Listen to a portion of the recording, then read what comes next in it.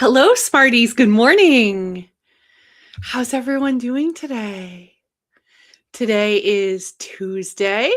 Let's see, looking at the calendar, March 24th. Oh, thank you so much for joining. I'm going to just say hi in the chat. If you're joining in, drop some nerd glasses. I don't know how to do that on my MacBook, how to do emojis, so I'm not going to drop it, but drop it in the chat. How's everyone doing? We have quite a lineup today, and it's funny because every time I a half hour before the show, I'm like, I don't have anything to talk about. And then I have a million things to talk about. So we are never short of content here at the Carrie Show, but I am always welcoming ideas, feedback, anything you want to talk about. Let me know. Send me a message. Yeah. So good morning, everyone. My name is Carrie Cormier.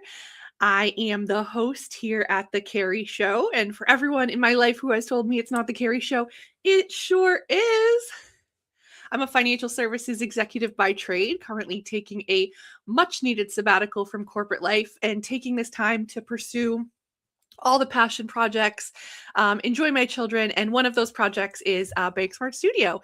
So you'll hear more about this as time goes on. We're building it out loud, but I do have some fun stuff ready. My website is almost done. Yeah, and my email is up and running, so I'll share that in a little bit. But my background is in retail banking and digital strategy. And my heart lives with marketing and social media. I am a total geek and nerd with that stuff. So you'll see that a lot of the things that we talk about are through that lens. We have a lot of new followers. I love that. Welcome. This is just to explain a little bit. This is not a podcast. This is a conversation hub. This is a studio. This is for us to brainstorm out loud and talk about all the ideas and crazy things. So you could call it a talk show. You could call it a YouTube presentation, whatever you want to call it. But know that we will be going in a million different directions with so many different fun ideas. And I love and encourage that you join in. All right? Cool. So let me just post on Twitter that we are live. I told everyone I was probably not going to pay for X Premium, but I'm starting to feel like I should. But I think I should also make some money first. We're not really doing that yet. We're still in the creative and the building phase. So I think I need to know, should we pay for X Premium or should we wait? That's a big question. I was wondering, I'm using this tool called StreamYard, which is so helpful. It broadcasts to all the different socials, so I don't have to post it separately. So it shows that we're live on Facebook, live on LinkedIn, live on YouTube, and it would do Twitter and some other ones. But I have to pay for X Premium.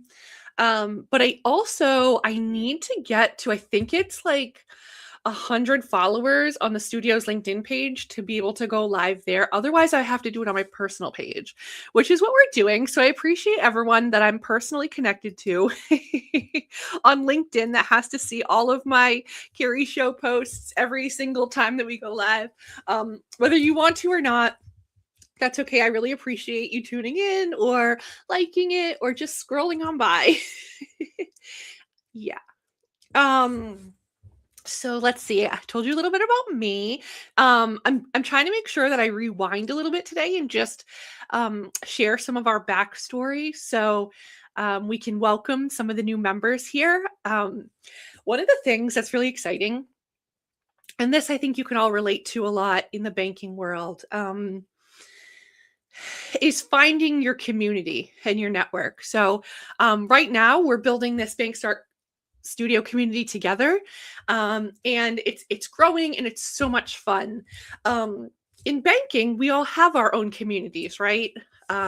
Whether you're a branch banker and maybe you go to Chamber, Rotary, BNI, any of those. Maybe you're in a BSA role, and you have your trade organization networks that you do. Maybe you're in marketing and you go to some of the like I always want to use like ones that are local to me. But I realize everyone's like spread out across. But over here we have like Mass Bankers Association or Cooperative Credit Union, CCUA, like over here in New England Financial Marketing Association. But whether or not you have, you probably have a trade organization near you, and there's these kind of networks you can tap into that people understand what you're going through. The Girl Banker is a great one. That she has a Facebook group for girl bankers, just to like bounce ideas off each other, ask questions, kind of share what everyone's going through. And I think that is just like so absolutely cool and important. And how do you find your community when you don't fit into a box? And that's like what I'm struggling with right now. How to find a community. Because I'm in this weird space where I have over 20 years experience as an executive in banks and credit unions.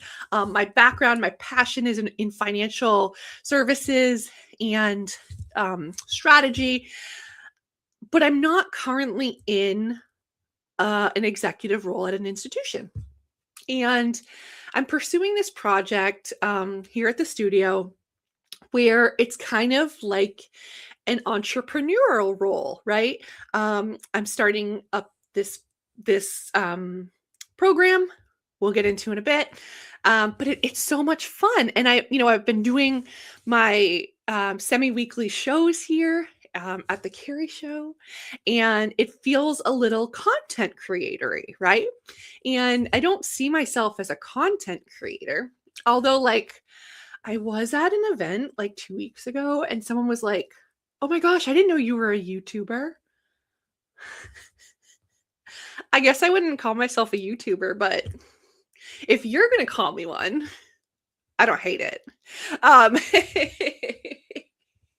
But I've been trying to figure out where I fit in, and I think a lot of you in banking can relate to that. And so I recently, and there's probably a bunch of you listening from here, I joined the group at Boston Businesswomen, which I'm so excited about. So for those of you who don't know, I'm here in central Massachusetts, about 45 minutes west of Boston, and Boston Businesswomen is the premier networking group for like women entrepreneurs here in New England. So it starts like as a Facebook group, and there's like 54,000 members, and of all different walks of life and careers and startups and age. Like it's just so incredibly cool. And I found this group back in 2016. So I have been I'll say a contributing member, because I comment here and there when I can throw in some input, but it's really like lurking.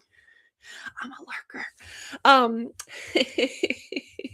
So I joined it, back in 2016. And so as we've talked about before, that was kind of like a pivotal year for me where I had so much going on at work, and I was just like, ideas were exploding, and I had like give me all the things, more.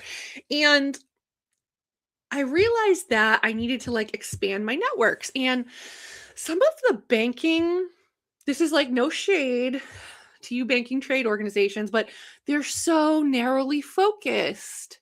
And a lot of them are either things that we've been talking about for 20 years that you should be doing already, but we're going to package it up and act like it's new because none of you are executing. Or it's some really progressive things that you should be doing that we're going to talk about that seem really wacky, but they're actually really good ideas, but no one's ever going to do them because banks and credit unions are stuffy. And so I'm trying, as like my personal goal here is to like bridge that gap, right? And come up with the things that we should have been doing and that we can just easily do, and the things that seem really wacky and maybe a little out there, and like bring them together and like execute and like get stuff done, right? And like have a plan and a roadmap. And through like the studio, I hope that's what can come through, and we can do that together. But I'm finding that I never really fit in at those trade organizations. Like, I've been part of some retail roundtables who they're just an incredibly great group of people, and I'm wondering like if they'll let me back in. I never really like left, but like I don't know. I should like ask because they are such a fun group. But sometimes I felt like I never fit in because there was only a couple of us that were really looking like way forward. And it wasn't that the other ones weren't capable of doing it because I think they were all very great, intelligent group of people. But I think that like the environments they were in maybe didn't the soil wasn't rich, right? Like you have to be in good soil. And if you're in crappy soil, sometimes you're just like a product of the environment and have to deal with what you have, right? So I remember talking about like what was it? Like crazy things. One of them was passbooks and I'm like, yeah, we're just doing away with passbooks. And they're like, what? How do you do that? I'm like, three phase attempt. The first phase is like education. The second phase is like awareness and moving people over. And the third is you just cut it and do it. And there was no blowback. And I just remember them being like, wow, you're gonna lose so many customers. And I'm like, bet. No, I'm not. But it was funny. So like I love those because out of everyone, I would totally like thrive and get stuff out of it, but I also felt like I was an outsider. So I'm I was always seeking like other communities that maybe had different ideas because I felt like the things that were being talked about in financial services weren't the right focus. And I needed to look outside of the financial services realm to like get other ideas. So like I always got inspiration if I would like go to the local coffee shop and just sit there on my laptop for like an hour in the morning, or if I walked through downtown and I just like it like fed me and I would like get so many crazy art ideas and like just like customer engagement ideas that you don't get when you stay in your little banking circle. So I remember joining the Boston Businesswomen Facebook group and I've been hanging around in there and commenting and just I get some really great ideas from it. But as I'm kind of like home here in my studio, not really having the same type of community, I decided that I was going to like level up and join the Boston Businesswomen Inner Circle group. So the Inner Circle group is like a paid membership and you get like more exclusive access to a smaller circle and the founder and the ability to be like more intimate and bounce ideas off and then gives you ideas and prompts to talk about in the larger group. And so this is my first week in it and it's been so fun. I'm learning a lot and I feel like there's a part of me that thinks that I also don't fit in because I talked a little bit about what I do and most of the people, right, will like never use my ideas or my content or my services. I'm just going to give you an example. So there's like interior decorators, there's holistic wellness, nutritionists, business coaches, hairstylists, like all like any sort of trade thing you can think of. And it's so cool, but a lot of them can relate like, "Oh, I need a hairstylist," or, "Oh, I need an acupuncturist." No one's sitting there thinking like, "Hey, I need more training for bank and credit union executives." If only there were a YouTube show that I could listen to some some girl talk about all of her crazy ideas about banking. Like, man, what like I'm just sitting around waiting for that.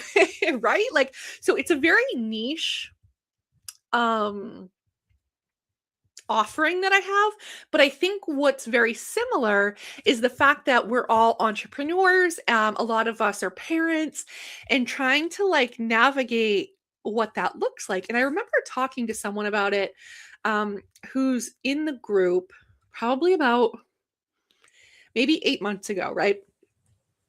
When I was like struggling with this identity of like, do I continue down the corporate path or do I take this as a sign to take a break? And um, this person was so kind and they offered me some perspective of from when they went to corporate life, and had this opportunity to move into private practice. And it was so inspiring and really made me feel like, wow, I could do that. And when I was talking to her, she was like, I always envisioned myself in corporate life and I loved what I did and I couldn't have enjoyed it more. And there was this moment where it flipped and I would never, never, never go back. I love my private practice and I love the flexibility and I love the creativity and I love the ability to just be myself. And I thought that was so, so, so important, because a lot of the times when we're put into the box of corporate life, we can't be ourselves. And some of it is for good reason, right? You're being paid to play a role. Um, but I think a lot of the times when you're hired for what they see on the billboard, right? People hire me for my enthusiasm, my energy, the fact that I know my shit through and through, that I've been there, that I've done that I've built branches, that I've consolidated branches, that I've run giant campaigns, that I've like done digital launches. Like I've had so much experience, all before the age of 40 that most people may not have in a lifetime. And then when you like get in the door, it's like, oh yeah, see, we liked the shiny object, but we want to dull it down and just fit you into this box. And it's like, I don't think that works for me. You either want the shiny object that's like fun, energetic, that can get stuff done, that can lead an incredible team, um, or you don't, right? So when I was talking to her, she's like, I bet if you posted in the Boston Businesswomen group, because we are kind of talking about that group, she's like, I bet you would be overwhelmed with other ladies who have had similar stories that would absolutely never go back. And that this was an opportunity for them to create and grow and do something even more amazing than they ever would have done in corporate life. And I never posted that to see what I would get because I think I was too afraid that people would want to talk to me. And that they would want to share their stories and share their feedback. And I was not in a spot where I could welcome that kind of social interaction. So now that I'm feeling like I can welcome that social interaction, I'm getting more engaged in the group and building new relationships of people that can understand the similar journey. And I was talking to one the other day and also doing content creation, like YouTube videos in the wellness space. And I just thought that was so absolutely cool. And it'll get into something that we're going to talk about a little later because this does all relate to banking. um, but it's really, really interesting because a lot of us come down to the same fears, right? Like, are we good enough? What if we look silly or stupid? What if we fail? I see a lot of people when they post about videos, it's like, I'm so nervous, I'm not good on camera. The way you get good at something is just doing it. You weren't good at riding a bike the first time you did it, right? But you kept practicing, you kept falling down, you kept trying again. I'm not great either. I try to do short form videos and I'm actually much more interesting in long form. I cannot do short form. I try TikToks, I try Reels, and maybe some of that is I need to keep at it and get better at it. But I don't have a problem talking in front of a group. I don't have a problem doing live streams because I've done it so much. And when people talk about videos and perfection and I can't do it, you just need to keep showing up. And that is like probably one of the things that we can all relate to in like our careers is like 90% of it is showing up. Right? So I'm interested in, where do you find your communities?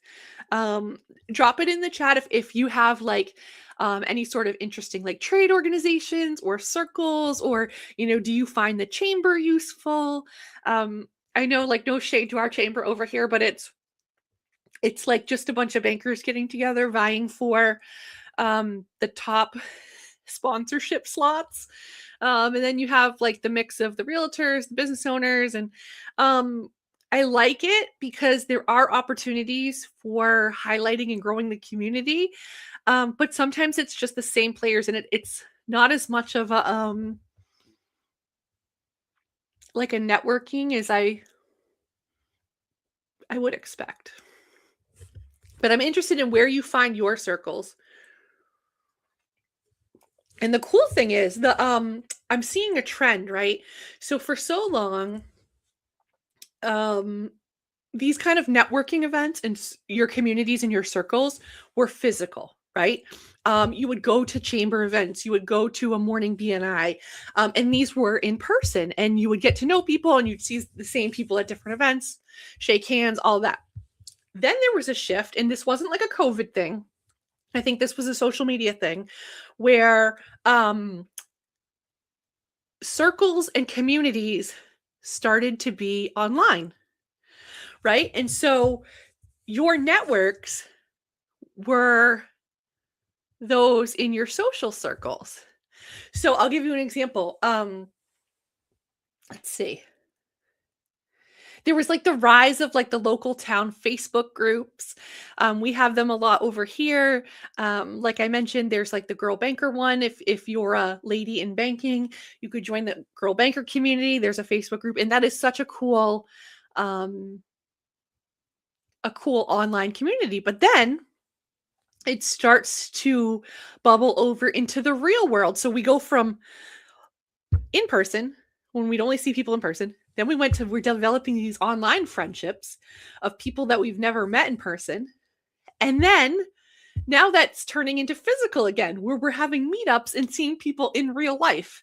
And so you feel like there's people that you know online um, that you then only know from the internet, and then you see them in real life and you feel like you're best friends.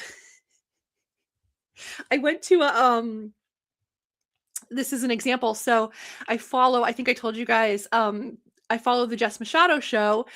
She's an independent reporter down here in the Somerset Fall River area, um, in like the southern Massachusetts, and so good. And like does a similar like talk vibe where she does reporting, but she also talks about different things going on in the creator world and in her life and all this. And it's just so fun and interesting.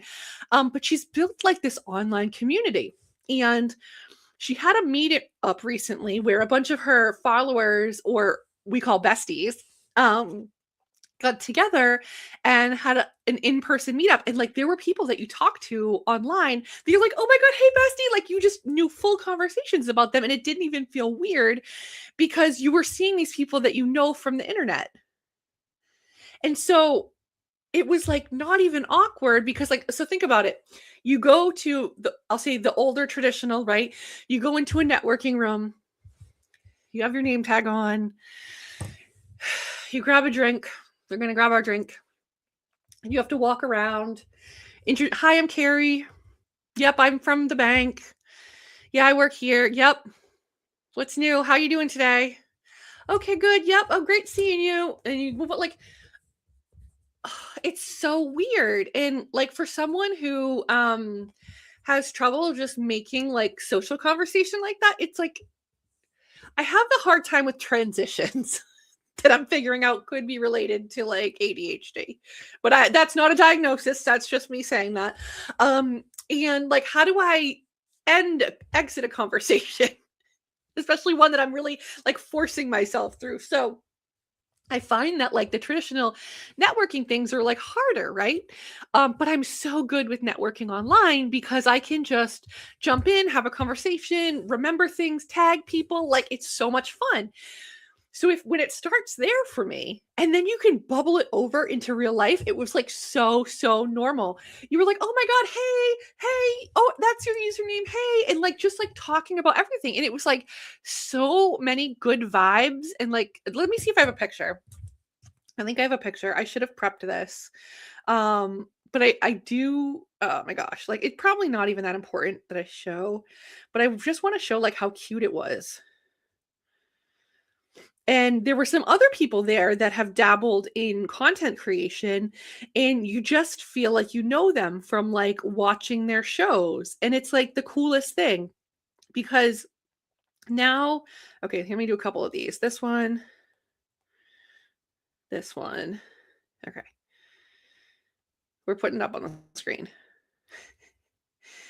Because it's like seeing the evolution of physical to digital back to physical for me is like so incredible. And that's where I feel the most comfortable. So now what I'm thinking, right? When I join these communities like Boston Businesswomen, it's not me going to like a networking group having cold conversations.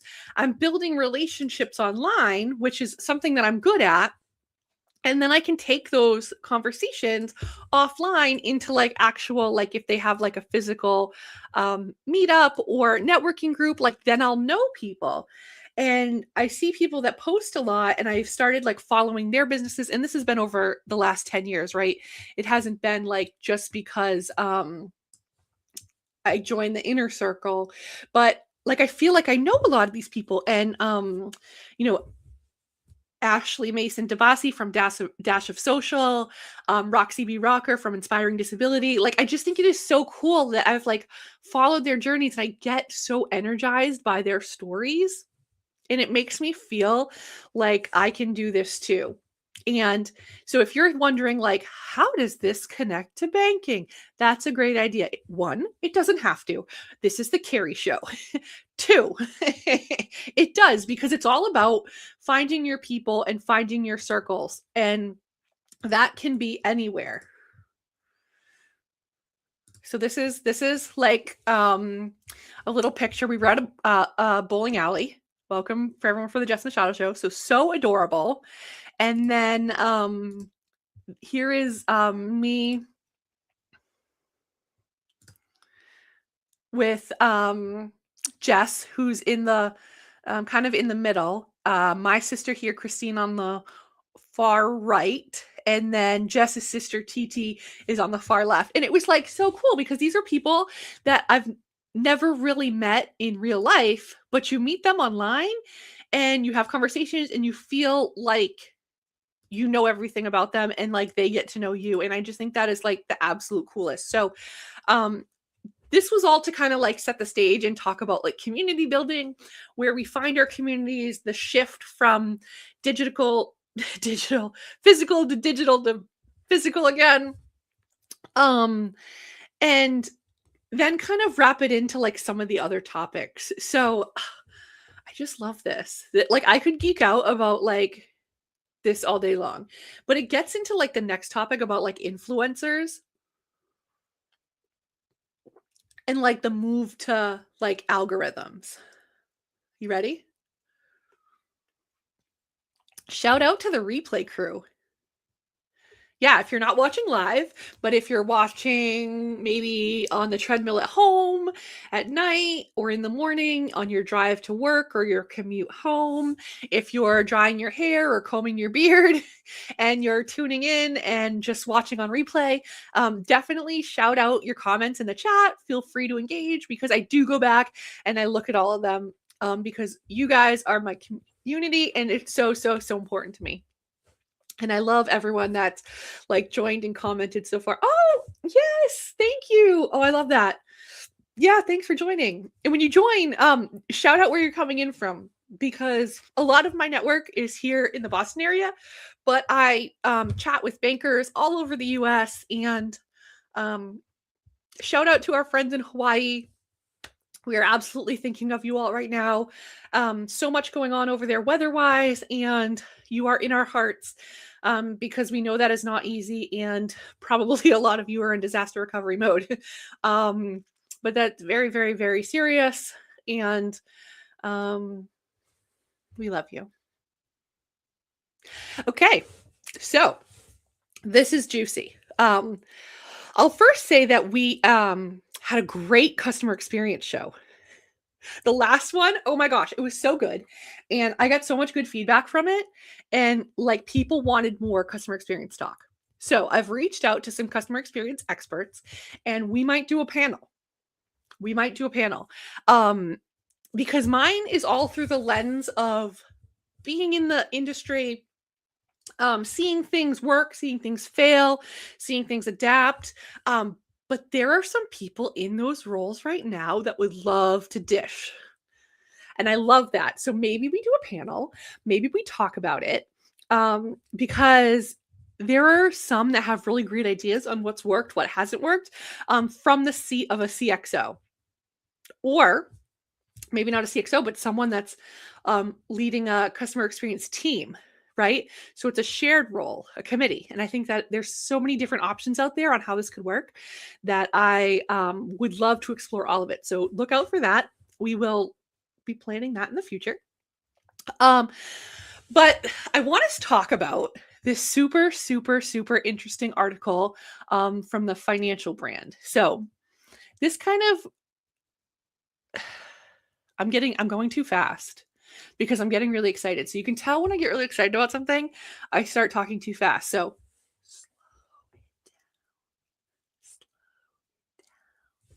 I'm going to bring up this article. Boop, boop, boop. Gotta have it in Google. Okay.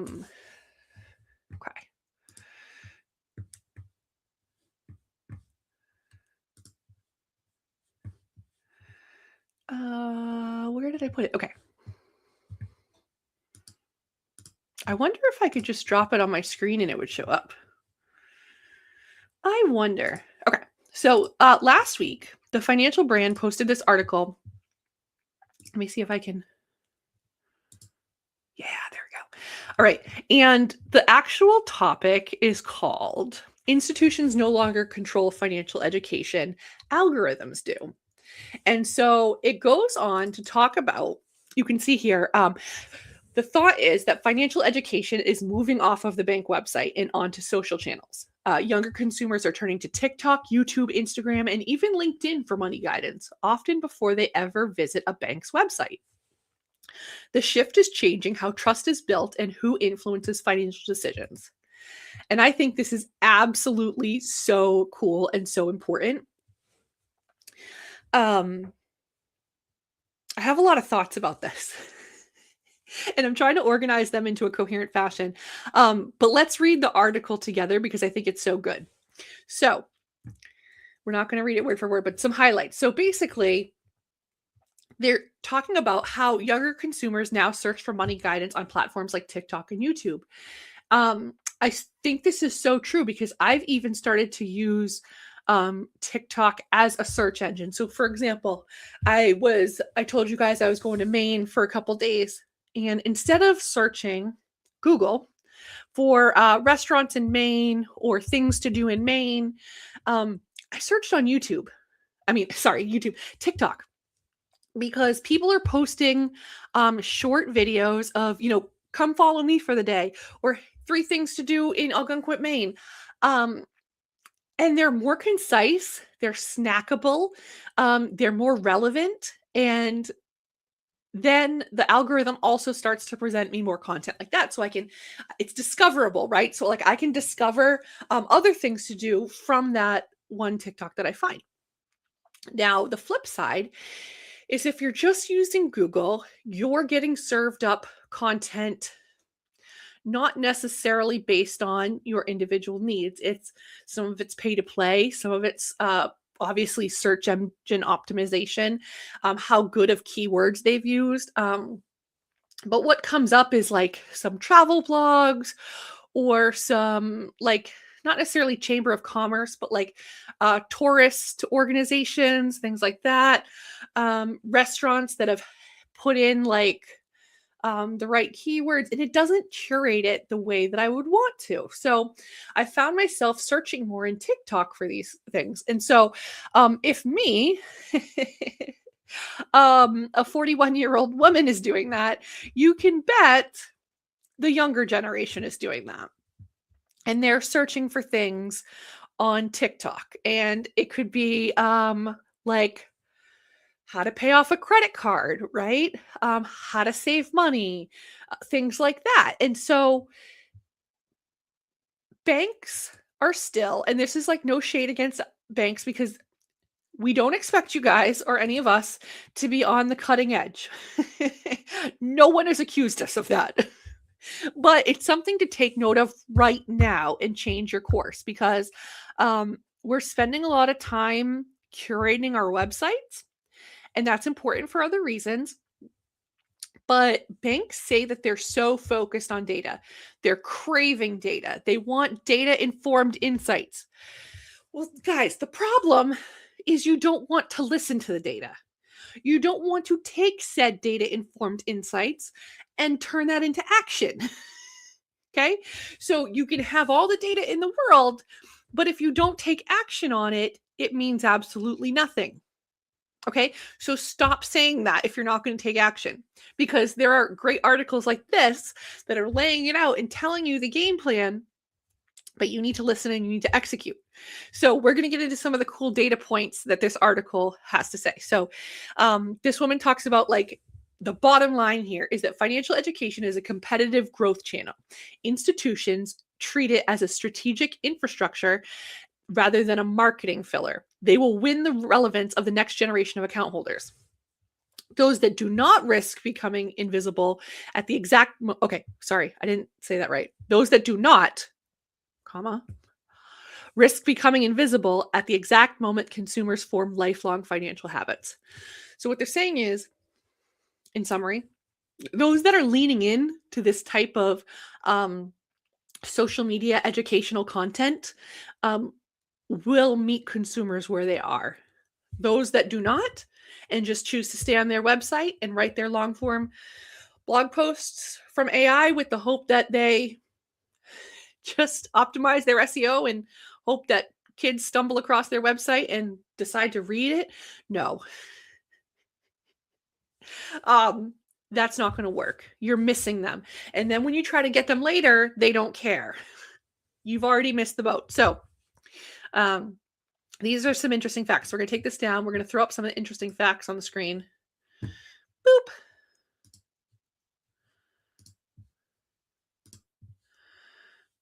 I love this. Okay, so again, this is from the Financial Brand. The source here is the Federal Reserve Bank of Philadelphia for this chart. So, preference for social media platforms for financial advice. Number one, everyone. Number one, everyone. Say it with me. YouTube. YouTube. We need to be putting our financial advice on YouTube. Okay? So, banks and credit unions out there, write this down. Come up with YouTube content strategy. Write that down. Get your pen. We're going to write it down right now. Come up with YouTube strategy. Carrie said so. Ooh, okay.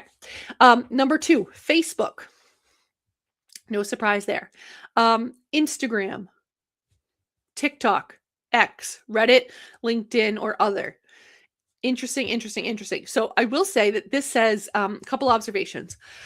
One, it says financial advice. So it's not drilling into a specific, like, what's the word I'm looking for? A specific piece of financial, like what, like, is it budgeting? Is it savings? Is it investing? Is it optimizing tax stuff? Like I found that some of those, like Reddit's very low on there, but I find a lot of investing strategies on Reddit. I find like a lot of talk about like high yield savings and maximizing tax strategies on Reddit. And that is more text based. So that might be for me another reason why it's lower. Video is top performing.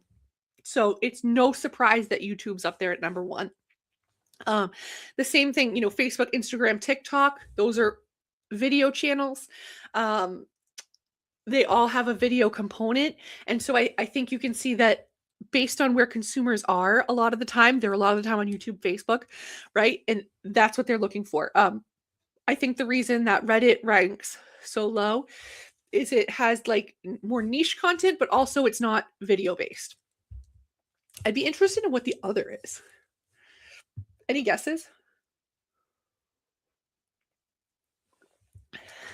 Yeah, but you can see how important this is. And To our Pi Day conversation the other day, if you're posting slop like Pi Day, and that's what it is, it's slop.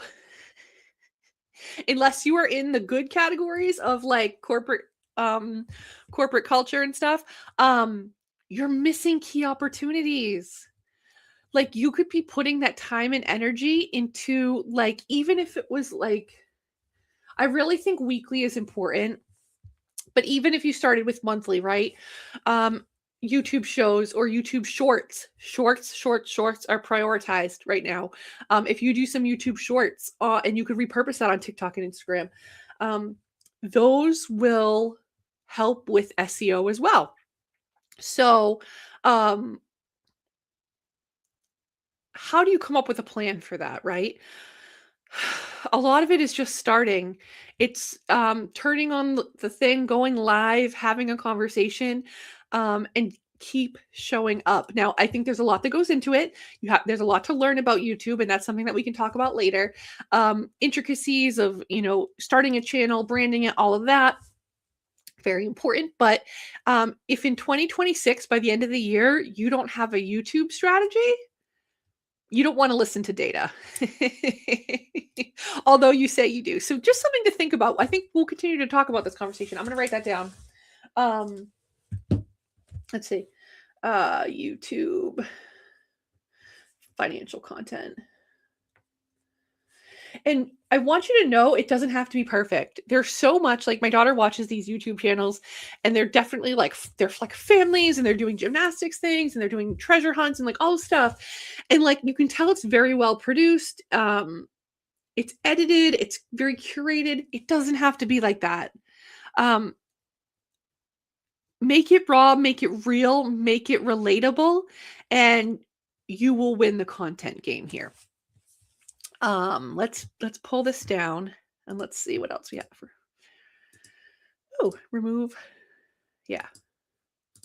Yeah, here we go. So what holds organizations back isn't capability. It's the instinct to wait until something is perfect instead of showing up consistently with useful guidance. Absolutely. To remain relevant, financial institutions must meet consumers where they are. That means building consistent presence. I'm copying this link and I'm actually going to put it in the chat. We're going to call it a smart read.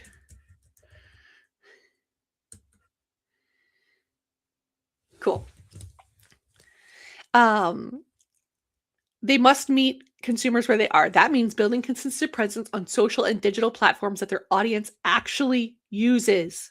They don't use your website until they need to. This is a preach. Say it with me. They don't use their website until they actually need to. Research underscores the opportunity. Less than 20% of young people report receiving financial education from their bank, according to Santander. The gap presents both a risk and a market opportunity. If institutions do not fill it, someone else will. And that someone may not be qualified. Absolutely. So it gets really into some good tips on how to do it. One of the things I'm going to bring this up, this is a good example. So this was probably one of the first ones that I really saw on TikTok that was doing really good financial content. And I want to say it was back in 2020, but I can't remember like exactly when, but like, check this out. You guys probably know him. Okay. The mortgage guy, that mortgage guy. Okay. He's got 864,000 followers. Imagine if your bank had 864,000 followers on TikTok. Anyone out there have a TikTok that has a lot of followers like that? I have to say, like, and we should do a whole show about this. For some reason, credit unions are slaying the TikTok game. Now, there's some good community banks out there doing TikTok, but credit unions, I'm finding, are not afraid to show up and just be there. And now that's a different story because sometimes just being there, it's like the Pi Day, right? Are you showing up with value? or is it just nonsense? But I love that they're out there experimenting, they're trying, they're putting things forward and seeing what works. And this is really, while TikTok is rather in a mature cycle, for financial institutions, it's not. So there's still a lot of room to learn and grow and take chances and see what works and what doesn't work. And so that mortgage guy, he's been out there for a while. He's an actual mortgage banker. His name is, I wrote it down, Scott Bentley. And I'm not clear exactly where he is because his a site says he's from Texas. But when you actually look up his NMLS, because like if you're a banker, you do those weird things. He's licensed in like a couple different states and doesn't say exactly where he is, but his phone number is there, so we can give him a call and see where he's actually from. But he does really, really good content. Some of it's educational, some of it's just funny. But it teaches you a lot about the mortgage process. And now, if I have questions about a mortgage, or I want to learn more, or I'm in that like cycle where I'm like thinking about it, right? This would be an account to follow, and the algorithm would present it to me. And I think it just like absolutely slays. Like this is so good. And I think he started, now I don't know his whole story, but I think he started actually just as a lender, just talking about it in his experience, and then moved to like maybe a brokerage firm that covered multiple states so that he could be serving a wider audience. But just the educational content alone is so helpful and like is engaging. And it's not like perfectly curated. It's just real and raw, and like he talks about it like it is. And some of them are fun skits, and that's okay too. But it's like a nice healthy balance. So if you're not following that mortgage guy, give him a follow and check it out. It reminds me, there's a girl in my area, and I'm not going to get this right, but I think she goes by Katie the Mortgage Lady. And she has been at a couple different places, but used to do and still does in some respect some really good social content. And she has no problem doing videos. She shows up, and some of it's educational, some of it's just fun lifestyle things. But it's so humanizing that when I see her in like local mom groups or whatever, if I needed a lender, I would reach out to her because I'm like, hey, that's Katie the Mortgage Lady, right? Like, I just think that is absolutely cool. And she makes her personal brand part of being a member of the community, being at chamber events, being a mom, talking about her life, her like the things she's doing for like self-improvement. But then she also talks about like her knowledge and expertise as a lender, and what she can do to help and put families in homes and all these things. And it's just like, it's so cool, and it humanizes the face behind the product, right? We all need a mortgage if we're looking for a house usually. If we are not self-financing, because that certainly would not be in my budget. Most people are looking for mortgages, and you could Google mortgages near me. I think that's falling by the wayside. You could post in a group saying, hey, who recommends? I think that's more likely. And a lot of people may not have worked with her, but they've seen her content, and they'll say, oh, hey, I recommend Katie, the Mortgage Lady. Like, I think it is. I'm going to write that down. We should reach out to her. I've never actually met her, but I kind of want to. I think we would be best friends. Because she's like so fun and seems to have a really good personality and like upbeat like me. And we're like local, so like why not, right? Okay, anyway, erase. And so I think it's just really important because yes, you need the ultimate product. And yes, as a bank or credit union person, you are selling that product that someone needs. But what you're really selling is you and the person and the connection and the emotional bond. And that is so, so, so important. And a lot of places right now are missing that. So as you leave the show today and you sit back and you think, how can you make it about an emotional connection? How can you do one thing this week to try something different. Take it beyond the Pi Day posts. Maybe do a short video, just introducing yourself, humanizing your company. And if it's not for external view, send it to your coworkers internally. Introduce it to people that you haven't met within your organization. Post it to your own Facebook and just tell your network, hey, I just want to tell you a little bit about what I do and what I love.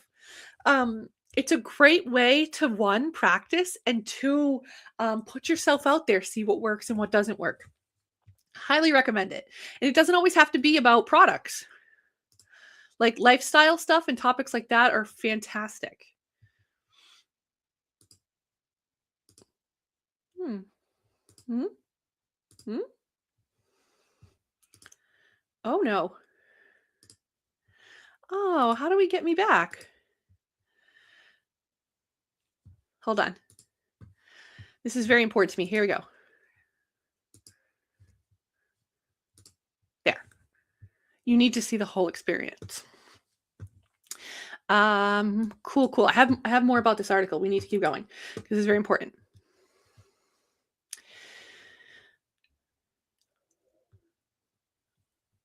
Okay, yeah. So there's a couple tips here. You're starting to see like influencers talk about financial products, and I have a lot of thoughts on this. And it should be another episode, and I say that about a lot of things, but like it really should, because the influencer world is really crazy right now, mainly because there's still a mix of what I'm going to call old school influencing, and then this new age influencing. And old school influencing is when you like pay radio personalities or pro athletes to talk on behalf of your brand. And they say like, "Hi, I'm Big Poppy. I'm here to represent Eastern Bank." And they're like they're like reading from a script, and it feels so out of their realm, and they never actually say that that's where they bank, and it's just like, "I'm Big Poppy and Eastern Bank is your home." Like, are you going to bank there because Big Poppy tells you to? I don't know. I have to say we should watch these one day, but they do have some really funny Big Poppy commercials. Um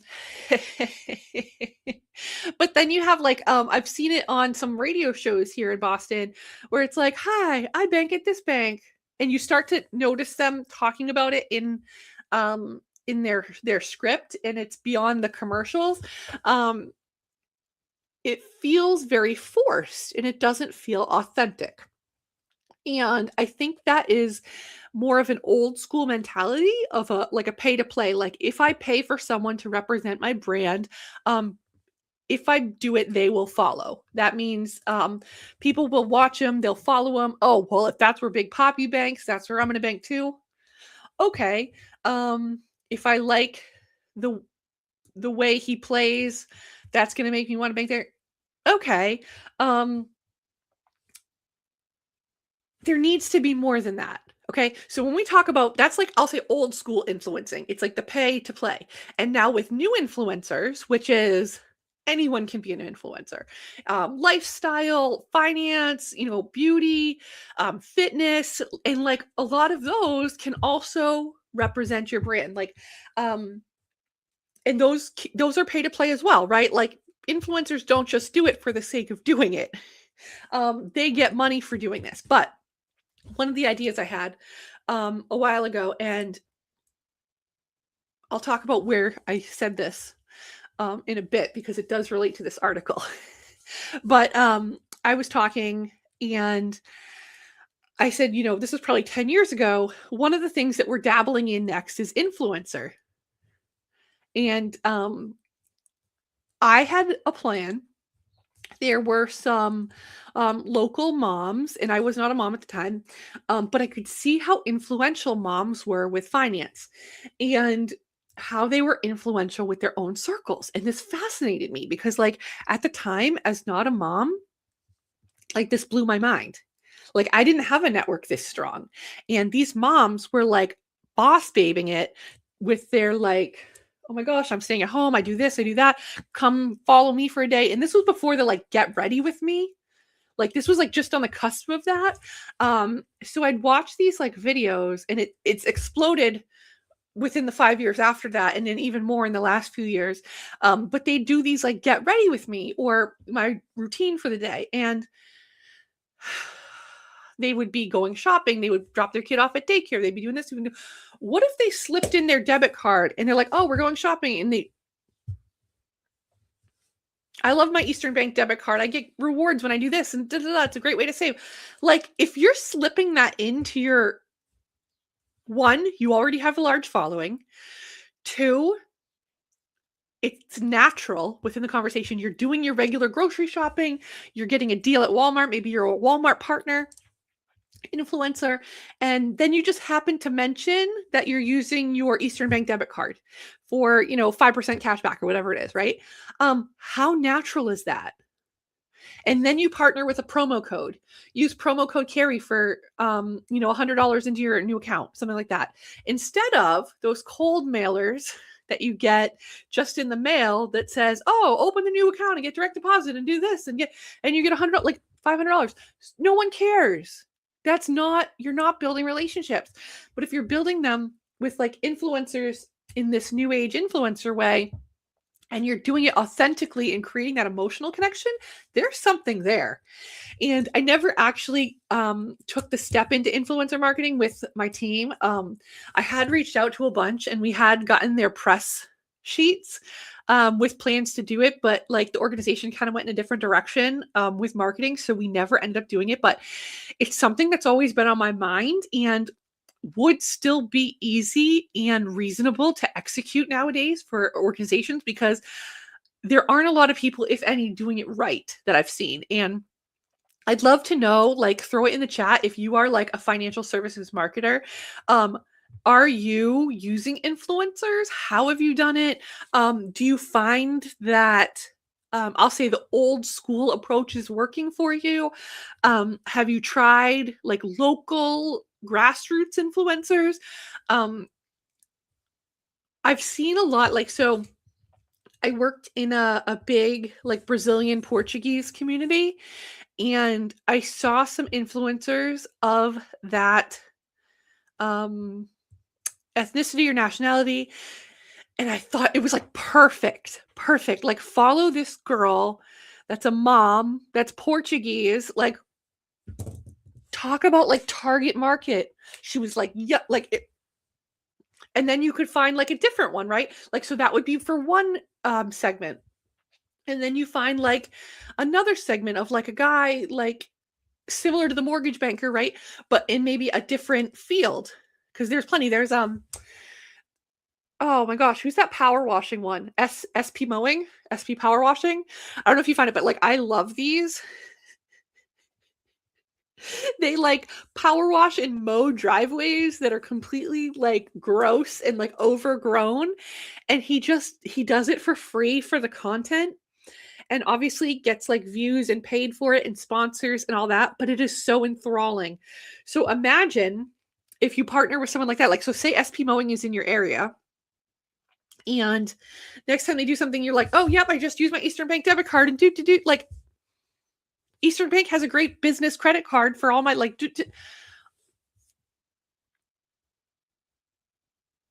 This would be amazing. Someone needs to do this. I'll help. Let me manage your influencer strategy for your organization. I think that's where my niche is. I do not think I would be a good influencer myself, but I would manage your influencer strategy. So many good ideas. But read this article. It is like really, really good. And it talks about like only 17% of young people report receiving financial education from their bank. Financial creators win attention by posting consistently with relatable guidance.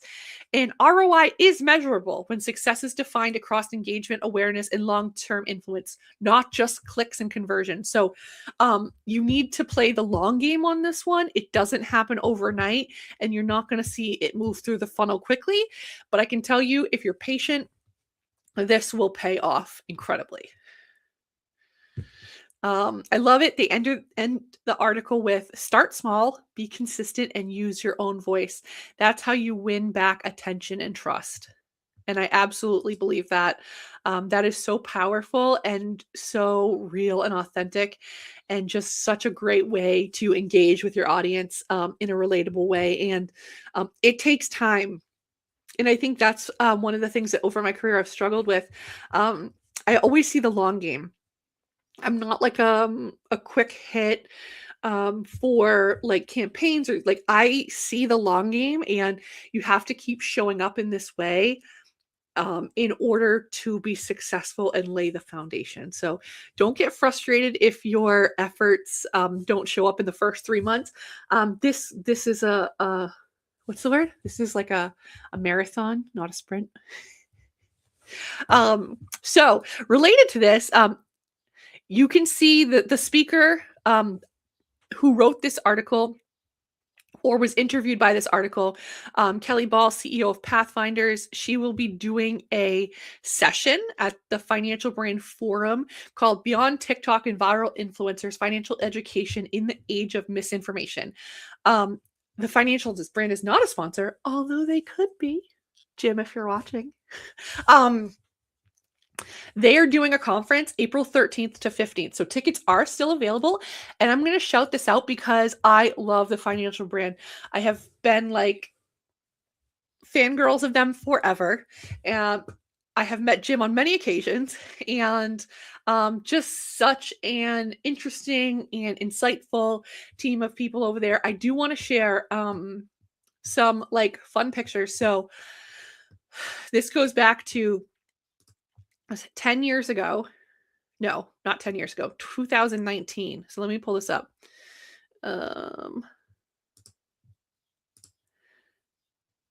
I should add this stuff first. There we go. 2019. In April, I spoke at the Financial Brand Forum in Las Vegas. Such a good conference, and I wish I could have enjoyed it more. I don't think you can tell here because I'm wearing this long black dress, but I am very, very pregnant in this picture. So I had an incredibly high risk pregnancy, and somehow I like convinced my doctor to let me fly from Boston to Vegas. He warned me that if it was like a week later, he would not let me fly and not sign off on it. But I went, I had to. And like, this was like it felt like once in a lifetime event. And I mark my words, I will be back for you, Forum. I will be back. If not next year, 2028. I will be back for you, Forum. But it was so fun. And I got to speak, let's pull this up.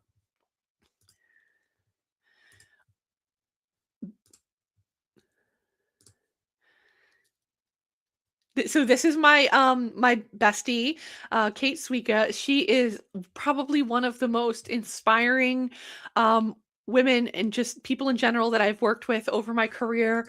I've talked about her here and there on the show, not using names because she is like a big shot, and I don't want to fill Google with her name because she's like actually like an amazing professional, unlike me. But like we spoke at the forum here with Gloria Reinham from Hootsuite, and the topic was banking in an omni-channel world, integrating social media and retail channels.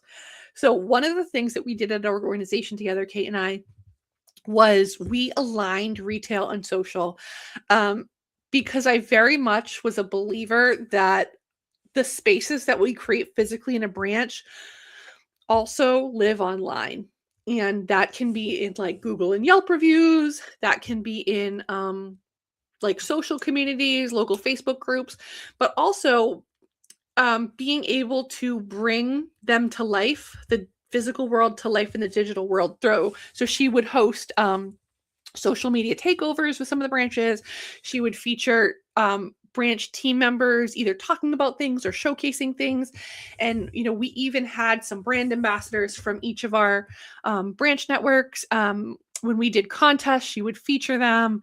It was just so like she is magical. I can't say that enough. And hold on. I'm trying to like bring up another picture. And so like we spoke on stage with Gloria from Hootsuite to talk about like how we did this, but also how we used Hootsuite to be able to do it safely and in a cohesive manner because it would like aggregate all together, right? This was so, so fun. And I'm going to pull this one up next. Oh, can I do this? No, that didn't work. Okay.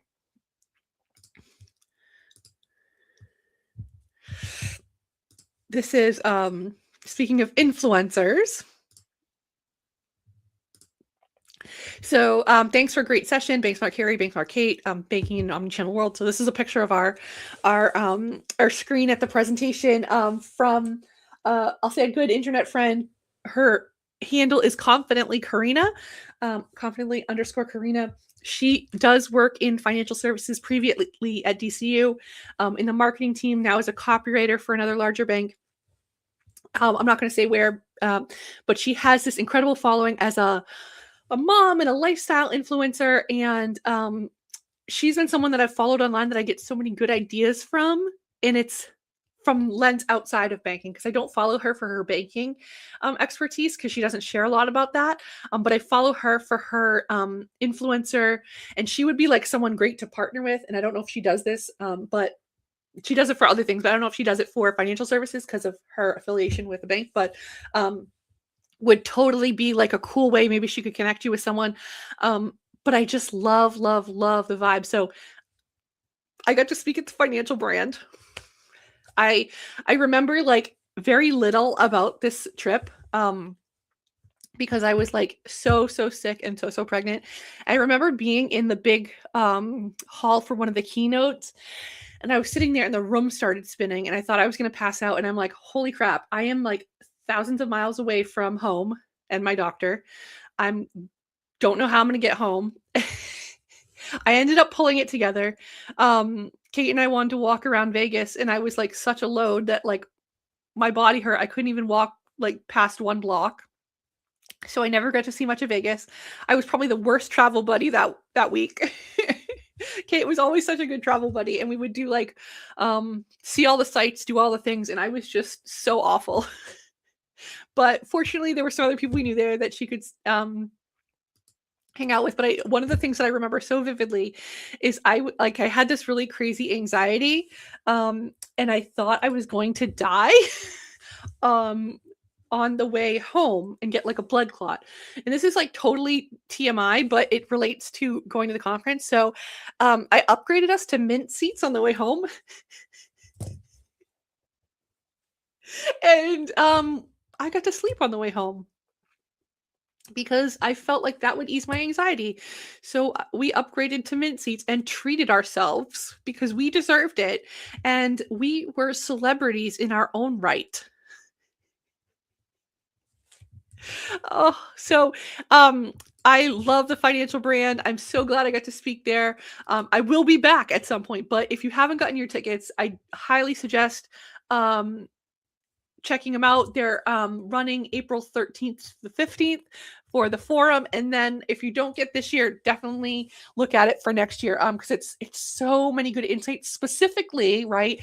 If you're in the like marketing realm, the digital realm, the social realm, there's tons and tons of topics, but I would say look at the agenda. Those are kind of the ones that for me really stuck out. Profitability, things like that. So highly recommend. And financial brand, if you want to be a sponsor, like just send me a message. You know where to find me.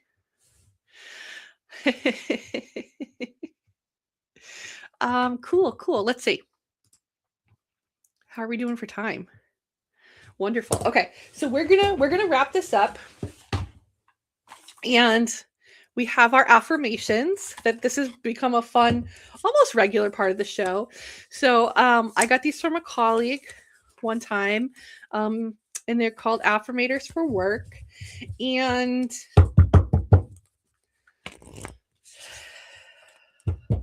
they really help boost us up, lift us up, and kind of when we need a mind shift, right? So I'm just gonna pull a random one. Okay. This one's called advocacy. Ready? I am my own best advocate.